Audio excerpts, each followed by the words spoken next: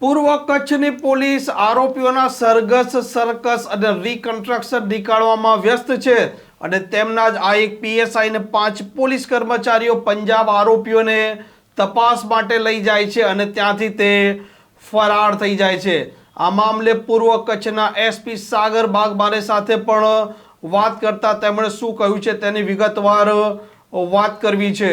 વૈષ્ણવજન તો તેને કહીએ જે પીડ પરાઈ જાનાને રે। નમસ્કાર, આપ જોઈ રહ્યા છો નવજીવન ન્યૂઝ અને હું છું આપની સાથે તોફિક ગાંચી। અત્યારે ગુજરાતની પોલીસ છે તે આરોપીઓના સર્કસ કહો, સરઘસ કહો, રીકન્સ્ટ્રક્શન કહો કે વરઘોડો કહો તે નીકાળવામાં વ્યસ્ત છે। પૂર્વ કચ્છની પોલીસ પણ આરોપીઓના આ સર્કસ, સરઘસ અને વરઘોડા નીકાળી રહી છે અને 28 નવેમ્બર ગુરુવારના રોજ આ પૂર્વ કચ્છની એસઓજી પોલીસ અને લાકડિયા પોલીસ છે તેમના સંયુક્ત ઓપરેશને હરિયાણા પાસિંગની એક ગાડી આવી રહી હતી તેને રોકે છે, તેની તપાસ કરે છે અને બોનેટમાં 1.47 કરોડનું આ માદક પદાર્થ કોકેન મળી આવે છે। ત્યારબાદ લાકડિયા પોલીસ સ્ટેશનમાં તેનો ગુનો દાખલ થાય છે અને તેની તપાસ સામખિયાણા પોલીસને સોંપી દેવામાં આવે છે।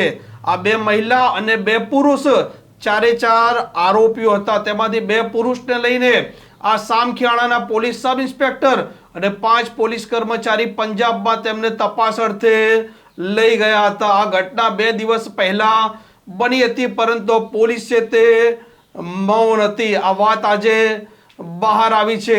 આ મામલે પંજાબમાં ગુનો પણ દાખલ થઈ ચૂક્યો છે અને આ ઘટનાને લઈને નવજીવન ન્યૂઝે પૂર્વ કચ્છના જે પોલીસ વાળા છે સાગર બાગમારે તેમના સાથે પણ વાત કરી ત્યારે તેમણે જણાવ્યું કે 2 દિવસ પહેલા આ આરોપીઓ છે તેમને તપાસ અર્થે પંજાબ લઈ જવામાં આવ્યા હતા અને મલેકપુર વિસ્તાર છે ત્યાં આ ઘટના બની છે અને આ મામલે ત્યાં ગુનો પણ દાખલ થઈ ચૂક્યો છે અને એક સબ ઇન્સ્પેક્ટર અને 5 પોલીસ કર્મચારીઓ આરોપીઓને ત્યાં તપાસ અર્થે લઈ ગયા હતા। વધુમાં તેમણે જણાવ્યું છે કે આ જે પોલીસ સબ ઇન્સ્પેક્ટર અને 5 કર્મચારી છે તેમના વિરુદ્ધમાં પણ ખાતાકીય તપાસ કરવામાં આવશે।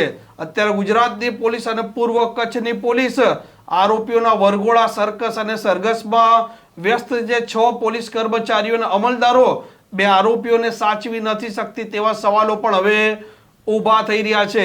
1.47 કરોડનો આ કોકેન ઝડપાયું ત્યારે આ જ પોલીસ છે તે પ્રેસ નોટ પણ બનાવતી હતી અને મીડિયાની હેડલાઇન પણ બનતી હતી પરંતુ આરોપીઓ તેમના જાપ્તામાંથી અત્યારે ફરાર થઈ ગયા છે અને તે ચૂપ છે। આ પ્રકારના સમાચાર માટે નવજીવન ન્યૂઝની આ ચેનલને સબસ્ક્રાઇબ કરવાનું ભૂલતા નહીં। વૈષ્ણવજન તો તેને કહીએ જે પીડ પરાઈ